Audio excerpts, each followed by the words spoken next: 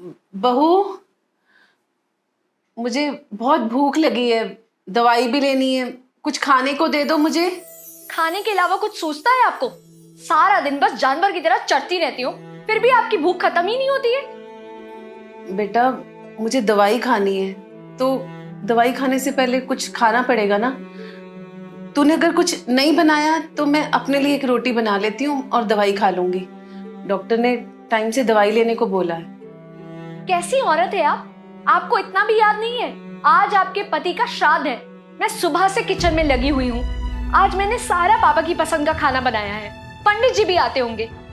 जब तक पंडित जी खाना नहीं खा लेते और पापा की आत्मा को तृप्ति नहीं मिल जाती, तब तक आपको खाना नहीं मिलेगा। माँ, अंकिता बिल्कुल ठीक तो कह रही है। एक दिन लेट खाओगी तो कुछ हो थोड़ी ना जाएगा। राधे राधे पंडित जी। राधे राधे। माँ, आप अंदर चले जाओ, पंडित जी आ गए, हम उनको भोजन करा कर आते हैं।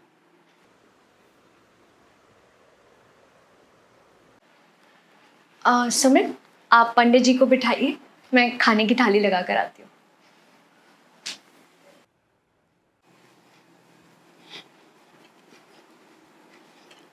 लीजिए पंडित जी, खाना ग्रहण कीजिए। हाँ पंडित जी, अंकिता बहुत अच्छा खाना बनाती है। आप खाइए और बताइए कि कैसा बना है।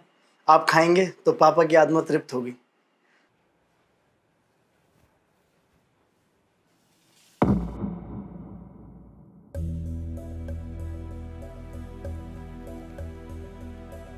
क्या हुआ पंडित जी? आपने खाना क्यों नहीं खाया और आप एकदम से उठ क्यों गए?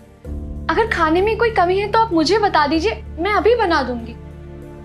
जी पंडित जी, आप बताइए, अंकिता सब कुछ बना देगी।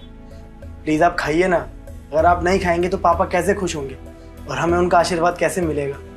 बेटा, भोजन में किसी प्रकार की कोई त्रुटि नहीं, किंतु भावना का अभाव है।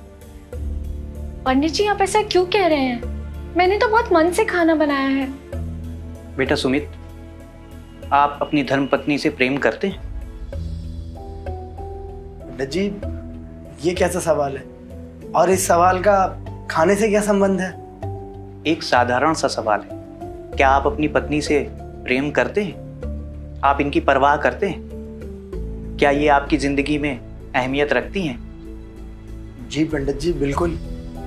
मैं अंकिता से बहुत ज़्यादा प्यार करता हूँ। मैं इसके लिए हर चुनौती से लड़ जाऊंगा, क्योंकि मेरी ज़िंदगी में ये सबसे ज़्यादा अहमियत रखती है। पर आप ये सब क्यों पूछ रहे हैं? पति और पत्नी का रिश्ता धूप और छांव की तरह होता है। दोनों एक दूसरे के सुख दुख के सच्चे साथी होते हैं। दोनों ही एक दूसरे के लिए अपनी जान तक दांव पर लगा देते हैं। क्या मैं सही कह रहा हूँ बेटा? जी, आप बिल्कुल ठीक कह रहे हैं। जैसा स्नेह आप अपनी पत्नी से करते हैं, वैसा ही स्नेह आपके पिता आपकी माता जी से करते होंगे। जी पंडित जी, शायद हमसे भी बढ़कर। और उन्होंने माँ की खुशी का हमेशा ख्याल रखा। उन्हें कभी किसी चीज़ की कमी नहीं आने दी। क्या आपके पिताजी दूसरी दुनिया में खुश होंगे? एक तरफ तो बेटा और बहू उनके लिए अच्छे अच्छे पकवान बना रहे हैं और दूसरी तरफ उनकी जीवन संगिनी को भूखा रखा जा रहा है। क्या वो आप लोगों को आशीर्वाद दे पाएंगे? नहीं, बिल्कुल नहीं। क्योंकि जिनसे सबसे ज्यादा वो प्रेम करते थे, उन्हें तो आप लोग तकलीफ दे रहे हो। आप जैसे बच्चों के सहारे वो अपने सबसे कीमती रिश्ते को छोड़कर गए थे आपके पिता की खुशी के लिए। मैं ये खाना नहीं खा सकता।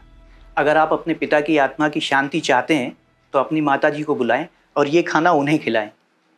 शायद आपके पिता आपकी पिछली गलतियों को माफ़ करके आपको सच्चे दिल से आशीर्वाद दें।